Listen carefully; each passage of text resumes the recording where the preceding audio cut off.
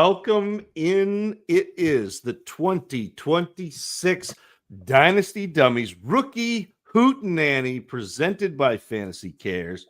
This is the first week where we're going to start running through some incoming 2026 rookie film. We're doing running backs, and it is great to be here.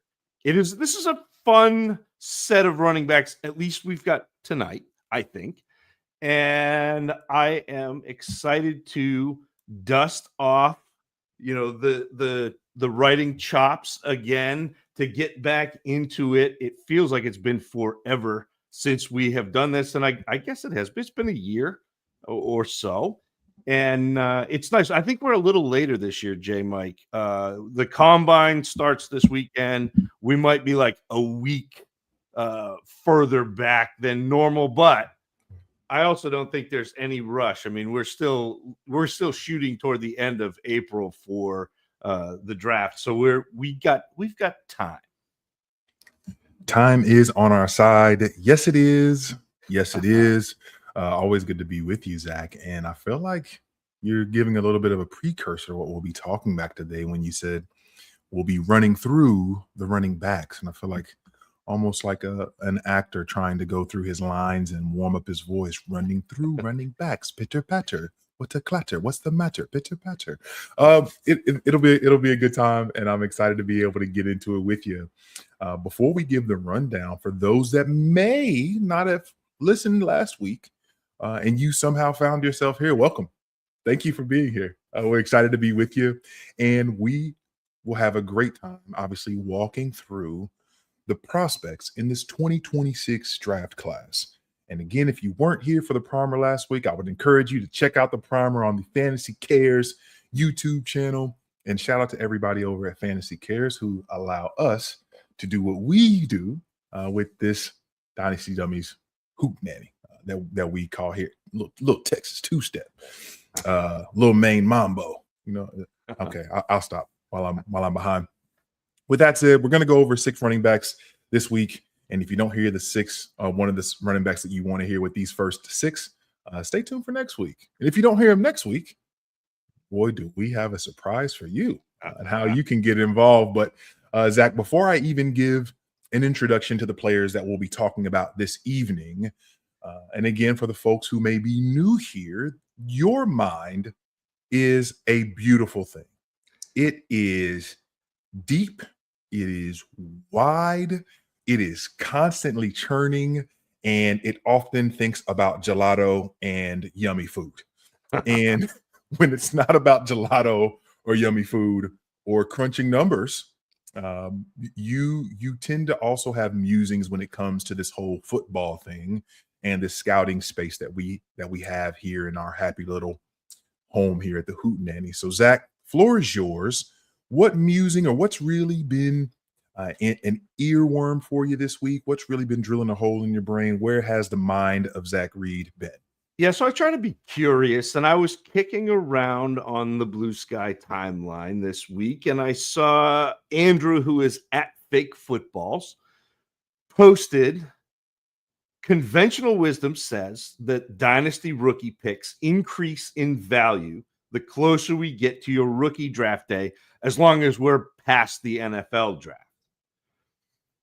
With this class being relatively weak at the top and in terms of depth, is there a chance that the time to sell your rookie picks is now? And I stopped and pondered, and I said, yeah, this is a bad class. It is. The way we measure a class, it is a bad class. There aren't a lot of top-tier quarterbacks. There is not a lot of separation within most of the skill position players. We've got at least one, I think, that it stands out, but there's not a lot of separation. There aren't many easily identifiable standout fantasy assets. So it kind of reminds me of what we had in 2019, kind of reminds me of what we had in 2022. In fact, I'm going to put, you've already listened to this now, but I'm going to put the 2022 class parody song to start this episode, because I think it bears a little bit on this class. But even though we say this is a bad class, and I'm giving you the air quotes, there will be good players that come out of this class. A bad class does not mean that there are no good players. There are going to be good players. And now back to Andrew's question, I think the way to attack a class like this is to pitch backwards a little bit. I do think that right now is a nice time, before everybody has hashed out this class, before 75 different podcasts have picked this class apart. It's a good time to sell, especially mid to late firsts and seconds for players. Go look at players who are being undervalued. AJ Brown right now is a malcontent in Philly. There's a chance he gets shipped. There's a lot of nebulousness. Jalen Waddle was awful last year, but there's a chance that things change. Miami is going to look a lot different this year. Maybe you end up with one of those tight ends who flashed a little bit last year. Maybe you end up with a running back, but it's undervalued assets. I think right now is the play. But then you can also buy back in toward your rookie draft, whether you're on the clock or whether we're just getting there, because I think consensus will be all over the place. And I also think that everybody will have been spending the last 2.5 months convincing themselves how bad this class is. And so this becomes a class where you can trade in, you can take your shots at players that you like, or players that you have heard evaluated that you think have a chance, especially when you're going into your rookie draft. We've seen the combine, we've seen the NFL draft, so you have landing spots, you have draft capital, you have all the information. I think that is going to be the way to attack this 2026 class. And Zac, with that being said, how would you encourage, and again, not for a direct, hey, this is what you would do to do it, but what might people need to look for to find creative ways to do it? Because I think it's one thing to be able to say, hey, you can do it. This is an opportunity to do it. But finding creative ways within their own specific leagues, what might that look like as an example for you? Yeah. So again, you're attacking rebuilders. You're attacking the bottom half of your leagues. And to me, I'm looking at, if I can send anything past the 105, so 106 and beyond, to get, and again, and I'll even pair, like if I've got the 106 and the 206, I don't mind pairing something like that to go get an AJ Brown. I don't mind sending the 106 or 107 in this class to go get a Jalen Waddle, or whoever it is, whether you're attacking those players or whether you're attacking somebody else that you think is undervalued, or you could combine them with a mid-tier asset. So I like to do that too, where if you have a wide receiver who is like a wide receiver 3 or a wide receiver 2, but you're not in love with the production, those are the types of players that you can package with a first and really tier up. And so those are the ways that I'm looking to attack. And I want to get, because right now people aren't thinking about production. That's the cycle of value. And we talk about this a lot, JMic, where we talk about the 3 phases of value. And right now we are in the dreaming phase. We're in the potential value phase, where we're looking at rookies and we're looking at rookie picks and we're thinking, man, we've got a dynasty asset for 10 years, which doesn't actually happen, but that's what we're thinking right now. And if I can sneak and get points value which doesn't come into play for another 6 months. I want to attack that. So that's the points are what is low right now. The value has dipped on points. The value has increased on the potential points. And so to me, that's where you can attack. And I do think that later on in this process, you're going to be able to buy back in. And we did this in 2022. We were down on the 2022 class. It was Brees Hall and then a lot of questions. But you could buy back in and you could end up with Garrett Wilson, or you could end up with Jameson Williams. Sometimes you could end up with Drake London, depending on your, so you can sneak back in and make a play when you have more information and everybody else has more information, but they're listening to that cacophony of negativity where you who are here, you're not going to fall for that. You're going to be discerning in your evaluations. You're going to be discerning in how you go about this process. And so you're going to be able to get back in on players who are talented, who may have landed in good situations, even though the class is bad. Ooh, the class. That's good stuff, Zach. Thank you for diving into that. And I think that it is in a prime opportunity for folks who are creative, find themselves wanting to be creative in the moves that they make. This is a prime opportunity to be able to make the most of those things. Zach, I'm going to list out these 6 players. Are there any other musings or anything else before we jump into the meat of the show? No, let's go. Mesh point. We're headed forward. Very good. All right, folks. 6 running backs on the docket to discuss today. And we are talking the likes of a couple of pairs of running backs. One pair that was highly touted coming into the season.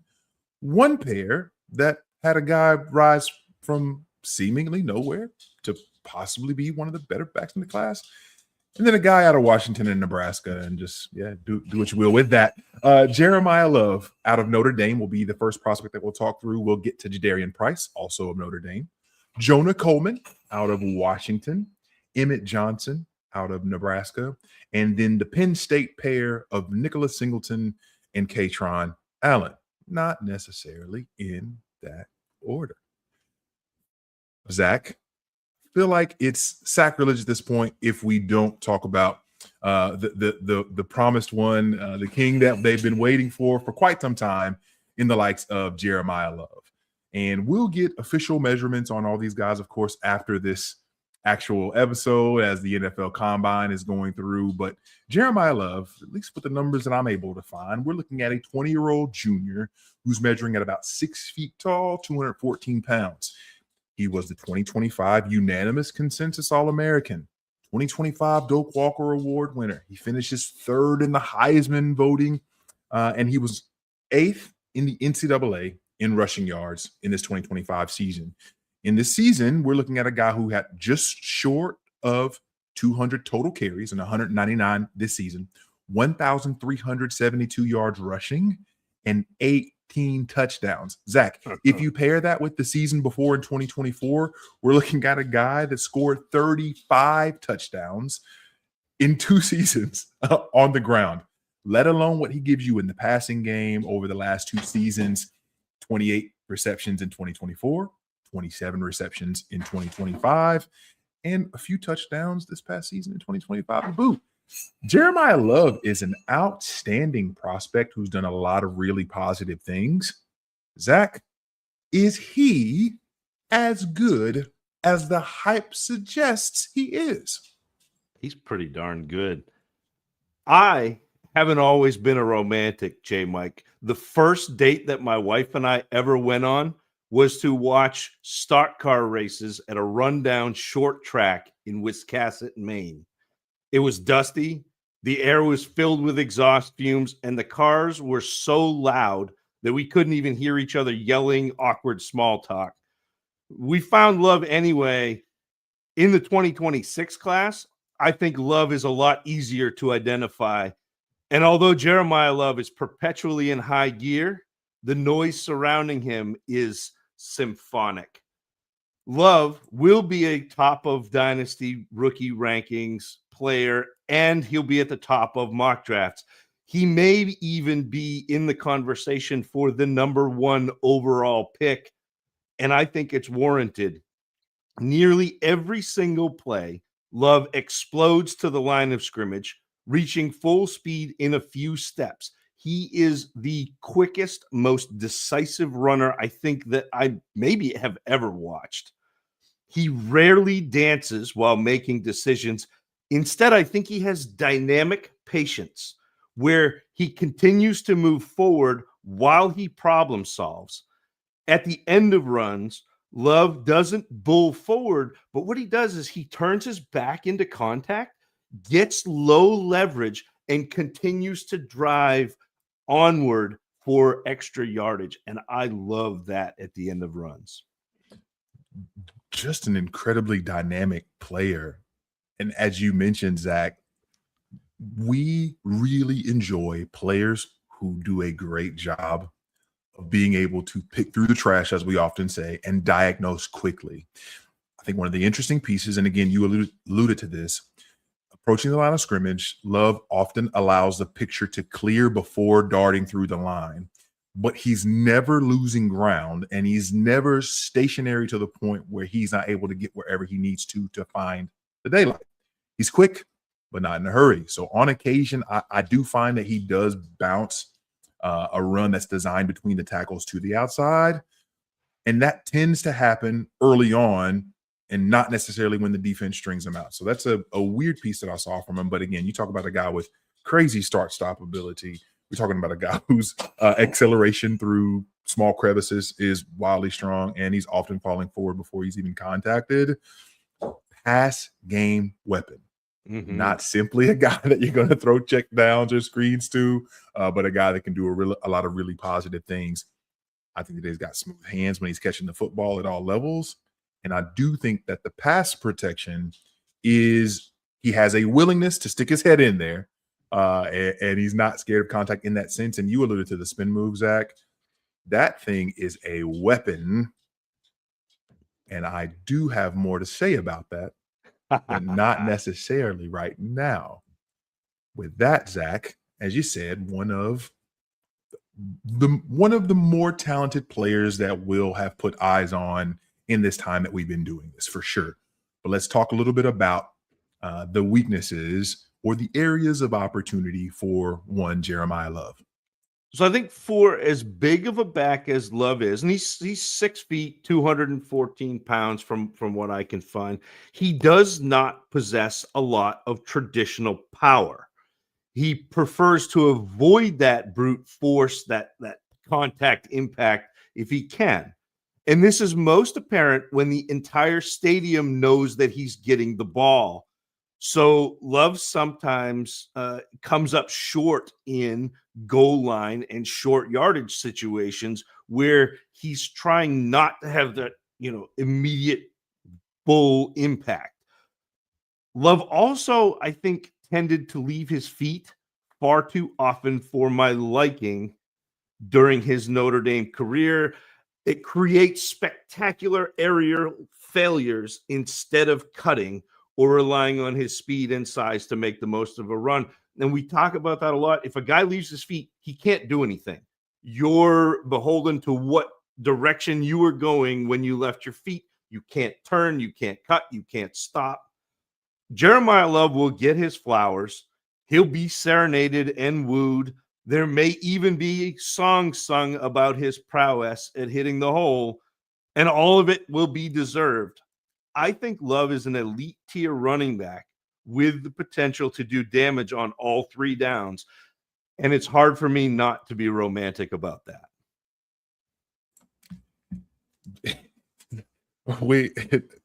Obviously we've done this together for quite some time, Zac. Being able to see my primary opportunity and observation for him, and I'll read it word for word. Leaves his feet far too often, whether that's the hurdle or the jump spin that he does, whatever the case is.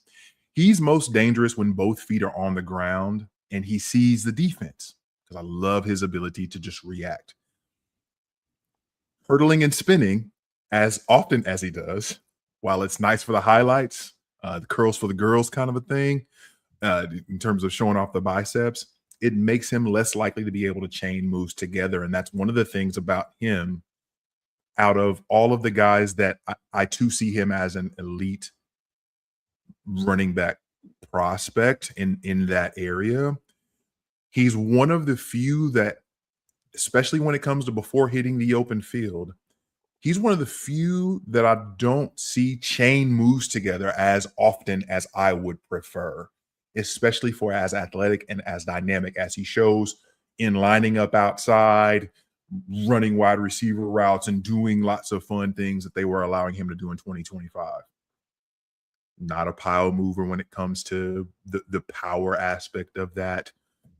And it's weird because I really, really like him and I really want more creativity from him. And it's a really interesting contradiction, I guess, just to be able to see that. But heck of a player. Oh my gosh. Heck of a player.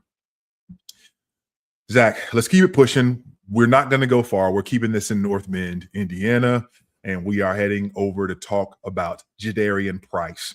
Again, running back out of Notre Dame. We're looking at a guy who also a junior. And measurements that I have for him right now, Zac, 5'11", 210. Originally from Denison, Texas. As a freshman back in 2022, he missed his entire freshman season due to a ruptured Achilles tendon. 2023, he's a redshirt freshman. He returns to play, and he contributes on offense and special teams, and even has a kickoff return against USC, which obviously all of the Notre Dame fans will love and USC fans will hate. Things get fun in 2024 and 2025. And I think that what's fun to see specifically in this 2025 season, he finishes his career as a 2025 All-American, finalist for the Paul Hornung Award, the Pony Express Award, a couple other things that he has his hands on. But one of the most interesting pieces, Zac, he led the nation in kick return yardage per return, 37.5 yards per return, and he had a couple of kick return touchdowns. But on the ground, where everyone wants to obviously know what took place in 2025, 113 carries, 674 yards, 11 touchdowns. It's a lot of work. The only thing, Zac, in that passing game, we're not seeing the same amount of goodness. Only 6 catches on the season, which was a high for him throughout his career for 87 yards and 2 touchdowns. We're talking about 15 catches over 3 years. Jadarian Price, some are saying, might be the second best back in not just this backfield, but in the entire class. Zac, what say ye? I am looking forward to listening to analysts try to say the word dynamism when they talk about Jadarian Price. In 1842, Reverend Edward Soren founded a small Catholic university in northern Indiana with the help of 7 members of his congregation and $310. Here we are 180 years later, and Notre Dame's football program is worth $1.85 billion. That's with a B, finishing 11th overall in the AP poll and potentially sending 4 top 100 draft prospects to the NFL. Jadarian Price isn't the biggest name in the Notre Dame backfield, but his stock is almost certainly on the rise.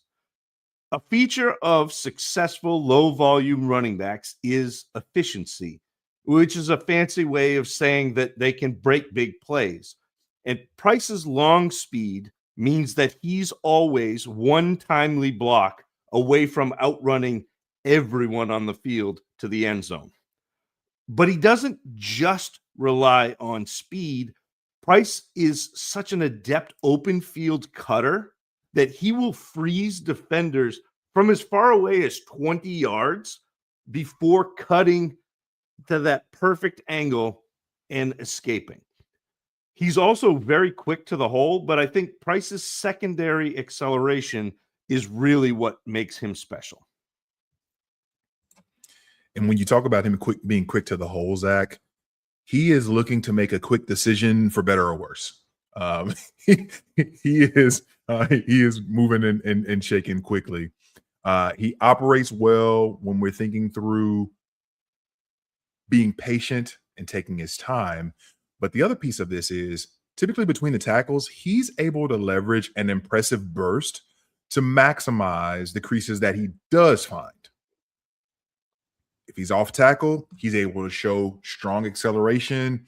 And that really is one of the things that I think is a differentiator for him when it comes to being able to actually hit daylight when he's specifically running off tackle in that sense. He's able to run away in space. And I think that he's as dangerous as any back when it comes to that end. Top end speed's high, and I'm really excited to be able to see what he runs at the combine, just to be able to confirm, oh yeah, fast guy runs fast. We really like to see that. That said, Zac, what might be the drawbacks to Jadarian Price? And is he really as good as they say that the second back in this class might be? Well, I think all of Price's considerable speed doesn't come without vulnerabilities. He tends to get his momentum out in front of his feet, and that leaves him exposed to being tackled low. He'll also slow down when he anticipates contact, and that negates that speed, which is his best asset. And as exceptional as Price is in space, he doesn't work particularly hard to get open as a receiver, running lackluster routes and not bothering to separate, which contributes to his low reception totals. And his pass blocking won't keep him on the field without some vast improvements also. He's terrible at identifying and picking up, especially on the blitz, where he doesn't have a specific assignment where he's got to make a decision. Not great at that. The Fighting Irish are back in a big way. Kyron Williams has been exceptional. Jeremiyah Love will be a top 10 pick, and Jadarian Price has a chance to make his mark as well. He probably begins his career as a B-side, though. But I think his efficiency and game-breaking speed will make him an interesting flex play, even without an expanding role. I'm concerned that he's not a takeover a backfield guy at the next level. Zac, it's so interesting that you say that last piece because, and I don't mean like play style, and I really am even nervous to say this because I don't want people to get the wrong picture. But do you remember a couple of years ago when we talked about Chase Brown and I said, I just want, there are certain things I want more. Like you flash good, and I think that there's more for you to have and to do. And I think to some degree, for Chase Brown at least, that's borne out in that he's gotten all the work in Cincinnati in that latter half of this 2025 season. And so he was able to do something with that. But regarding Jadarian Price, being someone who obviously has that speed and wants to get north quickly, I think that he's content with running into closed holes at the line of scrimmage far too often. And I think that also far more often than not, he's tackled at the second level by one defender often, which has me then questioning, sweet, you're fast, but like, is there any elusivity in you when it comes to winning at the second level so that you can show off that speed consistently at the third level and that you don't have to have just this giant seam from an amazing blocking scheme to be able to be productive. Talented back. And again, pass game is treacherous, whether he's staying in the block or whether he's going out to catch a pass. But I do think I'm so intrigued with the opportunity that he will likely receive, as you mentioned, as a B-side player in a backfield. Because he's going to be able to make the most of the limited opportunities that he'll probably have. Yeah, it's funny. He almost relies on fear at the second level instead of making a move. He's relying on a defender going, oh no, this guy's fast, as opposed to making that move and chaining something together. Yeah, it's really interesting.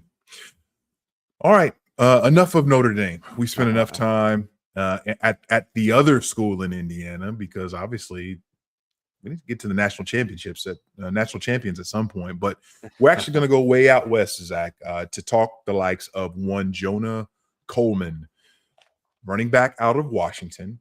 Originally started his collegiate journey at the University of Arizona. He actually followed his head coach, Jed Fish, from Arizona to Washington for the 2024 season. And in 2025, he actually led the Big Ten in touchdowns with 17 and was number 5 in all of the NCAA with those 17 touchdowns. But we're looking at a guy whose final collegiate production in his senior season, 156 carries, 758 yards for 15 touchdowns. Now, you think about that, doesn't sound crazy production-wise. Obviously, a ton of touchdowns on the ground, obviously paired with his 2 touchdowns and 31 receptions for 354 yards receiving. But in the season before, when we're talking just on the ground, he was a 1,000-yard rusher, Zach. 193 carries, 1,053 yards, good for 5.5 yards per carry and 10 touchdowns. So in the last 2 seasons on the ground alone, 25 touchdowns. Again, 5'9", 228, if I didn't say that previously. And one of the bonus pieces of Jonah Coleman, which I'm going to be rooting for, apparently he's the first in his family to attend college, which I was able to find that information too. So that's awesome stuff. Jonah Coleman, stout fella. He's 5'9", 228, and he measures at that at the combine. My goodness. Zach, what do you think of Jonah Coleman? So college football has changed. The transfer portal has made player loyalty a thing of the past, not to mention the myriad of coaches who hop from program to program like they're trying on prom dresses. It begins to feel like hordes of mercenaries moving from schools each January. But Jonah Coleman's transfer was somewhat refreshing. You mentioned in 2024, Coleman followed head coach Jed Fish from Arizona to the Washington Huskies, where Coleman continued to establish himself as a future NFL back. Some guys run heavy. They get downhill fast, and they pick up a sort of inertia that offers up business decisions for the defense at the point of impact. Jonah Coleman is one of those players. Although his early career film was mostly uninspired plotting, I think Coleman developed into a patient and powerful runner at Washington. He has exceptional feet in traffic, picking his way through crowds while keeping his balance. And while he's not always the flashiest runner, Coleman consistently makes the right decision, and those decisions turn into yards. And he's also not a negative in the passing game. I mean, he has 3 straight seasons of more than 20 receptions. And while he's not a line him up outside and run routes, he's adept enough in the receiving game to catch screens and make a little something out of it. So there's a lot to like, I think, with Jonah Coleman. Indeed. And you talked about this, Zach, in terms of just being able to shuffle his feet as he's approaching the line of scrimmage, to be able to process, probe. And while I don't know that he's as quick in making decisions as some of the first guys that we talked about on the evening, he is able to make subtle cuts to work to daylight, and he is able to find creases, which I'm very pleased to be able to see in his film. Tough runner who's pinballing off of defenders regularly, not necessarily by overpowering them, but with leverage and balance. And I think that 5'9", 228 frame is something that affords him those opportunities when the defense isn't fully geared up to be able to take him on. Plus hands, obviously, in the screen game. And I think that he's consistent in getting what's blocked, and he flashes ability of sidestepping to be able to get a little bit more on those plays as well. Jonah Coleman, nice little player out west for Washington. But again, he's not the third back that we're talking about this evening on purpose. Zach, what do you have to continue this conversation on some of the drawbacks of Jonah Coleman? Jonah Coleman is not fast. There's no extra gear that he keeps in reserve for special open field occasions, so Coleman will rely on volume to put up fantasy production. He thrives off tackle, but when he's asked to stretch it and get outside, the results are abysmal. Coleman doesn't have the speed to find the edge, and he consistently gets strung out to the sideline. Also, in short spaces, Coleman's elusiveness is rarely enough to beat a defender who has gotten into the backfield. So if a defense is getting that initial penetration, he doesn't have that creativity or that elusivity to get away. Dynasty is currently in the throes of a wide receiver resurgence, pulling the zero RB strategy back into vogue. But that means that the 2026 rookie class is a prime opportunity to add running back depth at a low acquisition cost. And Jonah Coleman, I think, profiles as a potential volume eater at points during his NFL career. While he probably doesn't command a backfield initially, Coleman's size, his strength, his receiving ability, and his vision should put him on your draft board. No question about that. No question about that. Zach, you mentioned as well, just the early penetration from the defense. He is not showing the explosiveness to be able to get out of those early jams. Typically when his feet get stopped, he's finished. and that's really a shame for him. I do think that a lot of times he's often unable to make defenders miss at the line of scrimmage, which obviously you talked about his elusiveness being a question. And I think that far too often for how stout he is and how much I do see him bouncing off of people. I talked about the struggles for like awaiting defenders. He's tackled by one defender way more than I would have otherwise thought, which it's just bothersome. And pass pro, he's getting bullied on the bad reps, but he does show a willingness to kind of throw his head in there often too. So where's the creativity? Where's the setting up of blocks to be able to maximize gains if you're not going to be someone who's kind of blowing the speed off when you're taking off on plays? Definitely a player that I like, I'm interested in, and I am curious of what the overall ceiling is, but I will not be shying away from him, especially with what he's shown us in the past game at the collegiate level. That's something that I think is at least a positive for the production that he gave at Washington. All right. Halfway through the evening, 3 guys down, 3 guys to go. This time, we take our talents over to Nebraska to talk about the one Mr. Emmett Johnson. I've got him listed here, Zach, 5'11", 200 pounds, junior. He's originally from Minneapolis, Minnesota. And being a guy who was named Big 10 running back of the year. He was a first-team All-American by several publications, including Sports Illustrated. And he was a finalist or semifinalist, for the Maxwell Award and the Doak Walker Award. He's one of those guys that did end up opting out of the bowl game. But as far as players that we're talking about today, as workhorse gets amongst this group, 251 carries in this final season in 2025, 1,451 yards for 12 touchdowns. Again, that's good for 5.8 yards per carry. Not to mention, he gave you 46 catches for 370 yards and 3 touchdowns in this final season.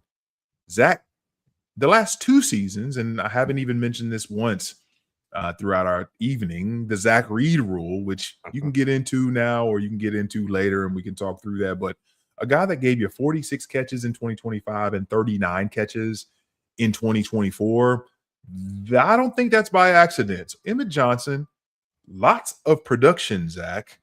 What are his prospects when we think through the positives? So 2025 was the year of the short kings in the NFL. 5'9" James Cook led the league in rushing, and the rest of the leaderboard was littered with undersized backs like Jahmyr Gibbs, Devon Achane, Kyron Williams, DeAndre Swift. Emmett Johnson was made for this. At 5'11", 200 pounds, his size belies the bell cow that lives inside him. And as you would expect, Emmett Johnson has exceptional bursts to the line of scrimmage. But beyond that, I think he also runs with great pace, changing speeds to keep defenders off balance. He's also very creative in space, using cuts and angles to keep tacking on yards. If he gets wrapped up by a nose tackle, he's going to lose the battle. But even though he doesn't run through faces, Johnson runs inside effectively and extends runs by keeping his legs churning until he's on the ground. But the easiest way for Johnson to succeed is catching passes in space. He has excellent hands and he can do a lot of damage when the ball is in them. Pitter, patter, what's the matter? Pitter, patter.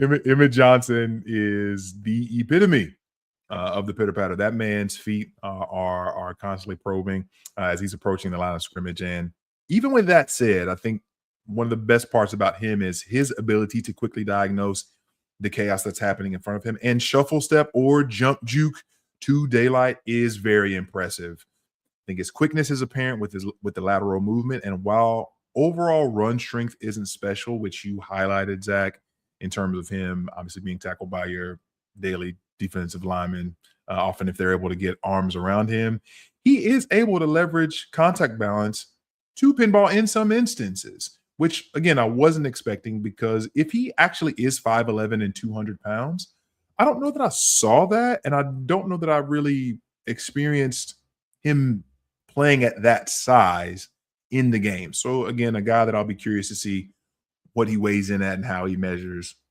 at the combine. That said, Zach, plenty of opportunities or observations or threats to his success at the next level. What do you have for us? Yeah, Johnson's size does present some issues and some limitations that will only be exacerbated by a higher level of play. As a blocker, he is rarely more than a speed bump for a rusher on a free release. He's a little better at chipping a blitzer, but still is often tossed aside. There are times when Johnson's speed to the line of scrimmage actually gets him to the hole too fast, and then he will kind of glitch back and forth. And I think that's a little bit of the pitter patter you're talking about, where he's waiting for the expected opening, but it's not there, and he doesn't just change his tact. He stays there. He also gets bouncy in traffic, sometimes putting himself in harm's way rather than out of it. So he'll make a cut instead of to space back toward the defender. When Johnson exaggerates his cuts to try to beat a defender downfield, he slows down, and I think that makes him susceptible to being caught from behind. But the league swings like a pendulum from smash mouth football to quicker space backs as offenses combat the current defensive thinking.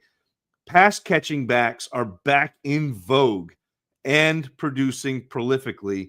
Although Emmett Johnson might begin his career in a satellite role, he definitely profiles to me as a pass catcher plus, with the talent to take on even more fantasy relevancy in the future. Guess who's back? Back again. Pass catching backs. I love Fred. So yeah, when it comes to Emmett Johnson, I think one of the most shocking pieces is seeing what he's able to do in short areas be so drastically different from a long speed perspective. for as quick as he can be and as elusive in some instances to big people miss in and around the line of scrimmage. Man, you're just missing that top end speed. That would really be something that I think would help to set him apart, as opposed to being tracked down in so many instances. But again, talking about a player who wildly productive and showed off something fierce in this final season at Nebraska. I'm excited to be able to see what he does going forward for sure. All right, Zach, back to the teammate game that we're about to play, the Penn State two-step. We're actually going to start with Kaytron Allen, a.k.a. Fat Man. And that's not a diss, y'all. That man, that's the nickname. Look, his mama named him Clay, I'm gonna call him Clay. His mama named him Fat Man, I'm gonna call him Fat Man. So when we think about Kaytron Allen, again, the measurement right now that I have for him, 5'11", 219. Sometimes I think on film he actually looks a good bit bigger than that. But regardless, originally from Norfolk, Virginia, went to the IMG Academy in Florida, and we know that IMG produces all sorts of goodness down there for sure. Thinking about what he did in his time at Penn State, though, one of the interesting pieces is that he shared a backfield, and I think we'll talk far more about Nicholas Singleton's fame in the Devy space for sure. A guy with highly lauded player for quite some time, but this season you might be able to say that Kaytron Allen actually outshined him. 210 carries, 1,303 yards, good for 6.2 yards per carry and 15 touchdowns, Zach. Last season, he also ran for over 1,000 yards. He had 1,108 yards on 220 carries, so that efficiency increased by over a yard per touch on the ground. I am really curious, Zach, when we think through Kaytron Allen and unfortunately the disappointing season that Penn State had, but how he kind of thrived, and obviously the really good season they had last year, and how he was a good player for them. What to make of a guy who they call Fat Man, but really is pretty stinking good at this game of football? Yeah, in Greek mythology, Hercules slew the Nemean lion as the first of his 12 tasks, but Nittany lion running backs seem to spring up like the heads of the Hydra. When one is removed, two more take its place.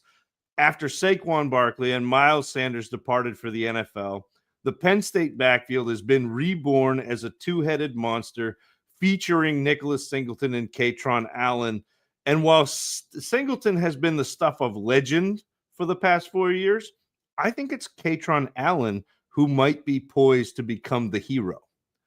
The start of nearly every Kaytron Allen run is exceptional.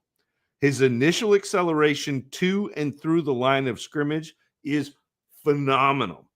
Once at the second level, I think Allen is very smooth.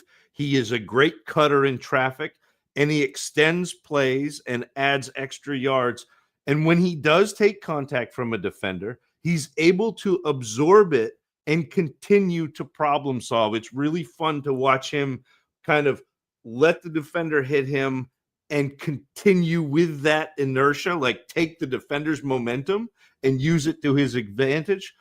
Once he gets wrapped up, Allen finishes runs by continuing to churn his legs and move defenders for that little bit extra. And that, I think, is what you're talking about, where it feels like he plays a little bit bigger than he's listed, where he finishes runs, continues to churn, ends up going forward. This is getting scary at this point, Zach, when we think through how we're navigating this conversation, because again, one of the notes that I have here is to and through, in reference to his acceleration to the line of scrimmage, and there's so much purpose that he runs with that it's almost like someone who has conviction about any and everything that they do. It just kind of pours out of them. That's how I feel when I watch Kaytron Allen start his runs with so much purpose.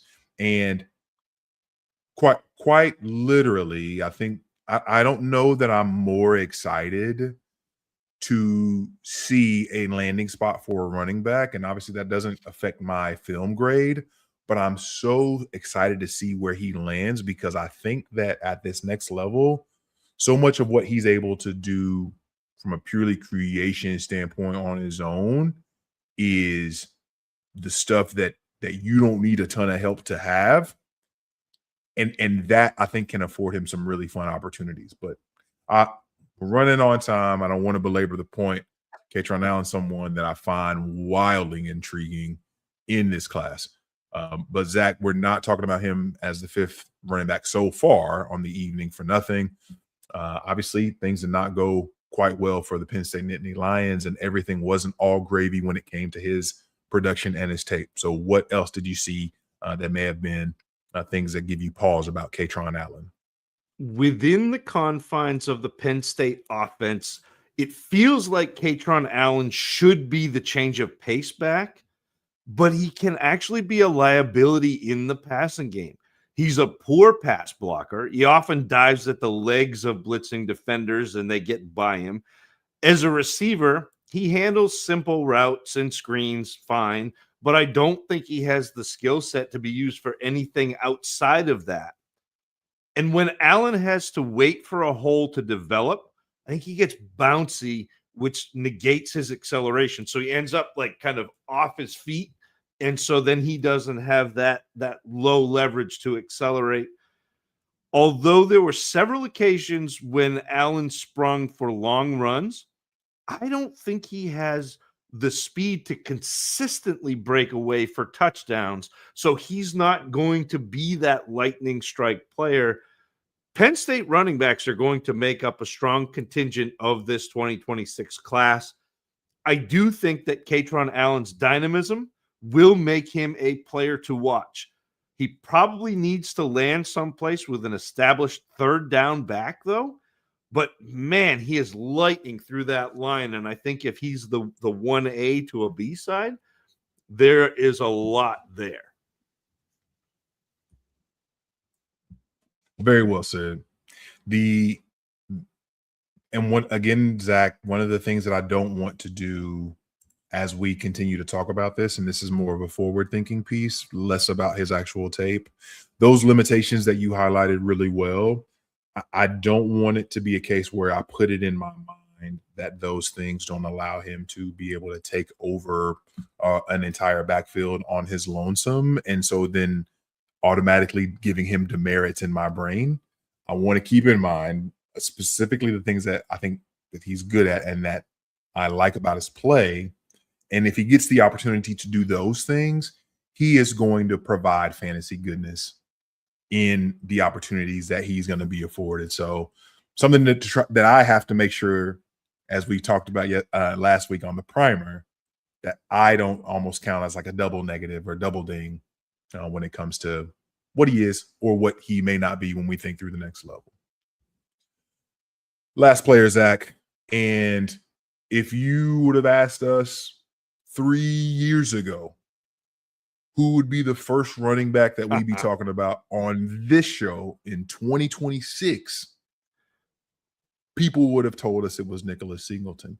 Heck, Zach, if you would have told us 3 to 4 years ago that Nicholas Singleton was the first back that we would have talked about on the 2025 Dynasty Dummies Rookie Hootenanny show, I would have said, yeah, of course. Duh. No, of course. Here we are.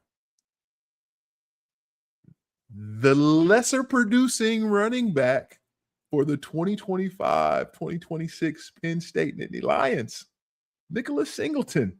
Now, to be clear, this is a name that for those who have been in the Debbie space, and have been excited about for quite some time. People liken Nicholas Singleton to the likes of a lot of the highly heralded running backs that were coming in. You talk about the Jonathan Taylors of the world and the other super freaks at the position. Nicholas Singleton's a guy that people have been excited about for a long time. Measurement that I currently have for him, 6 feet, 224 pounds. So not a small guy in the least, Zach. In 2024, again, for a Penn State team that was really cooking with grease, and actually scratch that, let me take this all the way back to his freshman season. In 2022, 156 carries, 1,061 yards, 12 touchdowns. Say what? Like, you're bursting on the scene like this? We like that. Come back the next season, more carries, less yards, not as exciting in 2023, only rushing for 752 yards and 8 touchdowns. But you know what? He's going to come back in this junior season. He's going to put on some great tape, and then he's going to declare for the draft. Got to be. 2024 season comes, 172 carries, 1,099 yards. Penn State goes to the college football playoff. Life is grand. Another 12 touchdowns. Zach, he comes back for his senior season. And I think it's one of those things where that entire Penn State team was thinking, hey, if we all come back and run it back, we've got a chance to win a national championship. And boy, did those wheels fall off real fast. I mean, this is the most poorly constructed soapbox derby car that you could have asked for, with sweet racing stripes, though. 123 carries, 549 yards, still scored 13 touchdowns, but he only started 4 games. And even though he played in 12, and recently, one of the things that unfortunately we're not going to be able to, I believe, see him at the combine, because if I read correctly, he recently broke his foot, which is quite unfortunate. So we're not going to be able to see him show off as Penn State players often do at the NFL combine, Zach. But Nicholas Singleton, you talk about a fall from grace. This is not what we were promised, Zach.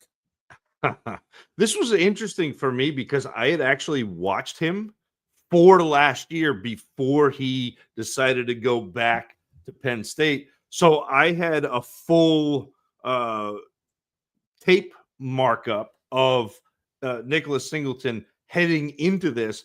So I did a lot of rewatch and comparing what I thought. It's fun to see how similar the games look when I chart year over year. So anyway, I digress. But in 1936, King Edward VIII gave up the English throne in order to marry Wallis Simpson, an American divorcee. And it turns out that Eddie isn't the only king to abdicate his throne for love. Early on, it seemed that Nicholas Singleton would be the heir apparent to Saquon Barkley's Penn State crown and the leader of the 2026 running back class. While Singleton managed to roll up 2,000-yard seasons in his 4 years, he ceded touches to Kaytron Allen and ultimately ceded the 2026 throne to Jeremiyah Love. Singleton is an incredibly patient runner between the tackles. He waits for his linemen to create space for him before he attacks the hole. And when things do open up for him, he's got a great feel for those running lanes, and he makes the most out of that space. Singleton's most impressive skill, though, to me, is his vision. He has an uncanny ability to get an entire defense moving in one direction before he cuts back against the grain to the hole that gets him upfield. And I think that that's a really underrated thing for a running back to be able to do, because so often you see guys get strung out all the way to the sideline and they're not looking for those holes back upfield. And you talked earlier about the Zach Reed rule. I want to go really quickly. I'm looking for running backs who have 20 catches, preferably multiple seasons, but I'm looking for 20 reception seasons because I don't think the NFL is very creative.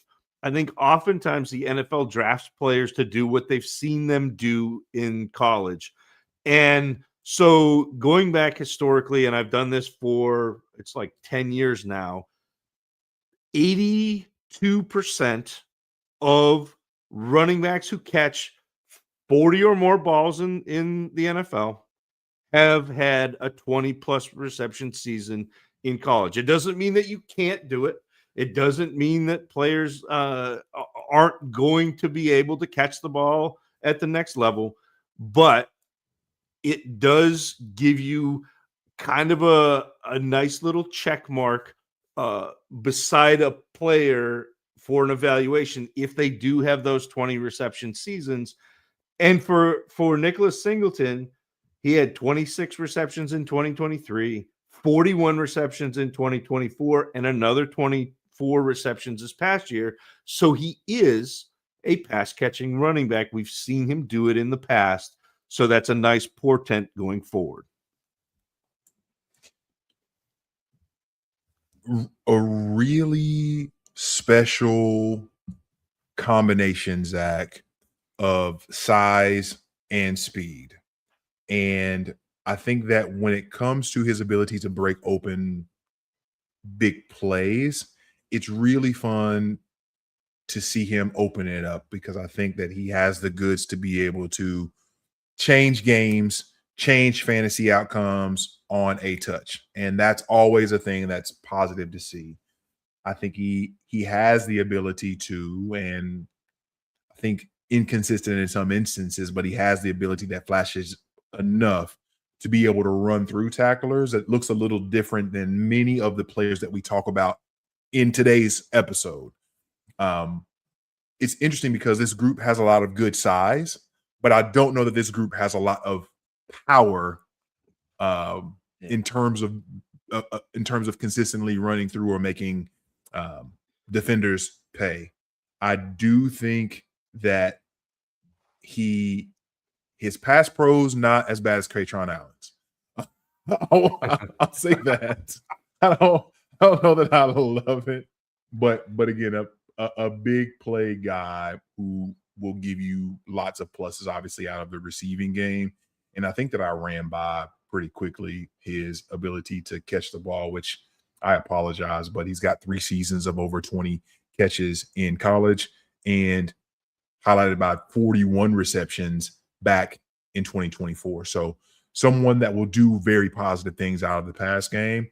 And I think that he gives you glimpses of what you hoped he'd become as a consistent player. You do get pictures and moments of that throughout, I think, the last couple of years for Nicholas Singleton. Alas, Zach, here with the final player, and we do need to talk about, obviously, what now makes him not the guy that we've been hoping for almost a handful of years now. Yeah, I think some players wield a double-edged sword of creativity where they'll pinball their way out of or sometimes into trouble. Nicholas Singleton is not one of those players. He does not freestyle. He prefers to run exactly where the play is designed to go, regardless of whether the defense has sussed it out or not. And when the defensive line does manage to close a hole, Singleton tends to panic and get swallowed up. Early in his career, and you kind of touched on this, he was an absolute liability as a pass blocker. But he did progress, cleaned up his technique a little bit as his Nittany Lion career moved forward. He's still not great, but there is some progress there. And Singleton's burst to the line of scrimmage and his secondary acceleration can be electric at times, but I think he gets to those speeds by running out over his feet, which sacrifices balance and leaves him really susceptible to being tackled low, even if a defender just gets a hand on him and not even necessarily like a wrap. Singleton sometimes ends up going down because he's so far out over his feet. Nicholas Singleton can do it all as a running back. He can run between the tackles. He can break off long house calls. He can be an asset in the passing game. He's no longer a king, but I think he's a jack of all trades, even if he is a master of none. Wherever Singleton is drafted, I think he'll be lurking just behind the incumbent back, waiting for his chance to shoulder that workload. In the weeks where he does see that volume, the fantasy production should be there. And I think that's a thing to keep in mind, especially with this class and also with the players in the last class in the running back position that we liked that haven't seen the field yet the way we want to, is sometimes with running backs, we're not after a running back one like proper. We're after running back 1 weeks. And I see Nicholas Singleton as a player who will give you some of those during his career. Oh, man, Zach. Maybe we shouldn't have ended with Singleton. It just feels like we've watched a Shakespearean tragedy just unfold before us. And maybe what it was is we were just essentially watched our own expectations die in front of us, is what it was, as opposed to just simply appreciating and letting a young man navigate his collegiate journey, his life. We built it up and just as quickly watched it kind of burn to some degree right in front of us. The only thing that I'll highlight that I'm not confident that you touched on, Zach, was I do think that we do see a good bit of the backs in this group that we're talking about exhibit positive amounts of patience and tact at the beginning of the run. And Singleton's not one of those guys. Yeah. I don't, for as explosive as he can be, it's weird that he just so many runs just die immediately. I don't quite. There's some pieces of it that I just did not understand when it came to you get the ball, you're at the line of scrimmage, and you're not creating much of anything, and so that just has me question all sorts of things. I'll stop belaboring the point. I don't want to be dramatic about it. Zach, that 6 players down, many players to go, and a great first week as we navigate this. And we're moving now into this portion of us closing up the show and talking through how we have these guys ranked based off of our film evaluations and our film grades only. So again, this doesn't have, if you're listening to this post combine, if you're listening to this after you are making your process when it comes to numbers and data and all of those things, God bless you. This is beautiful, and I love that for you. What we are currently talking about right here, right now alone are film grades. Zach and I put a lot of work into being able to watch a lot of games, and this is our essentially a culmination of how we have these guys stacked and ranked up based off of our film grades of what we see. And again, if you want more details on that, I think the primer last week, Zach did an outstanding job outlining that for you. But Zach, let's talk about these first 6 fellas that we have listed. I'm curious, not just how they're going to rank today for you from a film grade perspective, but even how these guys might be ranked when we talk about the next 6 coming up next week. But we got to handle today's business today. Zach, how do you have these guys shaking out from a film grade perspective? I think it's very easy to have Jeremiyah Love in the first tier as my top running back. I think there's a break. And then I have Emmett Johnson, and I know that is a little bit different than a lot of people. And I know that he's been picking up steam in the draft community. But look, we talked about him months ago. I know we texted back and forth a couple times. I really like what he does, and I like the type of back that he is. I think he fits into what the NFL is doing right now. I have another tier break, and then I have Jonah Coleman, and then Kaytron Allen and Jadarian Price, all in that third tier. It's a little bit of a glut of players for me, but again, talented players, each with flaws, not fatal flaws, but certainly flaws. And then I've got another tier break, and there you find Nicholas Singleton. Be still my beating heart. It pains me to put him down there, but I do think that you're going to need to think of him in weeks instead of seasons. Oh, Singleton. 1 is the loneliest number. 1 is the loneliest number. Good deal, Zach. And I'll be brief so we can wrap things up here. Just like you, I have Jeremiyah Love as a tier above all to himself. I do think, and again, maybe it doesn't need to be today, Zach, but it's going to be something that you likely should share where you have Love ranked when we think through, not even necessarily all time, but let's just include maybe last class or the last couple classes. But Jeremiyah Love all by his lonesome at the top for me. The next set of players that I have, actually, my running back 2 right now grade wise, and these guys are all in the same tier.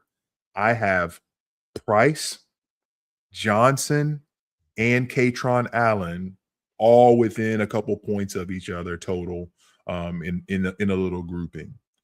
I have Jonah Coleman down below them in the 5 spot, and then lastly, unfortunately, as previously mentioned, Nicholas, one is the loneliest number, Singleton.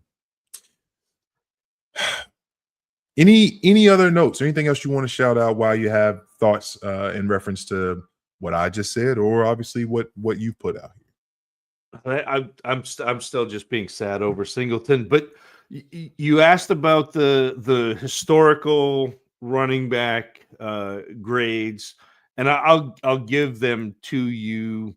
I just went and opened up. I have a little Word document called For Peter Howard, because he was the first person who got me thinking about doing historical comps. And now I think it's maybe the most valuable piece of information that I have, because I can go and look at a class and see where I think they are. For Love, I've got historical running back grades. Saquon Barkley was the only generational running back that I've ever graded out. Christian McCaffrey was 2. Dalvin Cook is 3. Jonathan Taylor is 4. Bijan Robinson is 5. Ashton Genty is 6, and a half a point south of Ashton Genty is Jeremiyah Love. So he is the 7th overall running back that I have graded out since 2017. Does that mean that he will be a world beater? No, but also it means that I think he's pretty darn good and deserving of being up at the top of this class. Even though we're talking about this class as being subpar, he is not. Yeah. And I was really curious where it landed for you in reference to Genty specifically. And I think that I had messaged you previously. I said, I think you're going to be a little bit shocked as to where I have graded, because I actually have Love graded above Genty. Yeah. And I didn't know how to feel about it when I first saw it on paper, but I'm excited. I'm really excited for Jeremiyah Love, and I think that there's a certain amount of dynamism that he brings that's different than I think some of the ruggedness and toughness that we saw out of Genty, to be able to just kind of bounce off of whatever, whenever. Different players, both very special players, and I'm excited to see Love. But yeah, I've got love above Genty, which I didn't see coming. I was shocked by that. Yeah, and like that's not even, like, to me, that's not even beyond the pale. Like, that is spot. Like, that's, again, I have them within a half a point of each other. We're splitting hairs at that point. Yeah.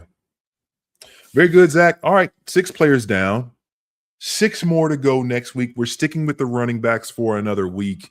Yes, I think it's going to be important for us to eventually get to the Indiana backs, even though I found out one of them didn't get invited to the combine, Zach, which was a little bit shocking to me. That's odd. I think it was Kalen Black who did not. Yeah, I think Kalen Black did not get invited to the combine. I mean, regardless, I don't want to. He would be the one I wouldn't invite. I mean, if we were gonna not invite one. Okay, but okay.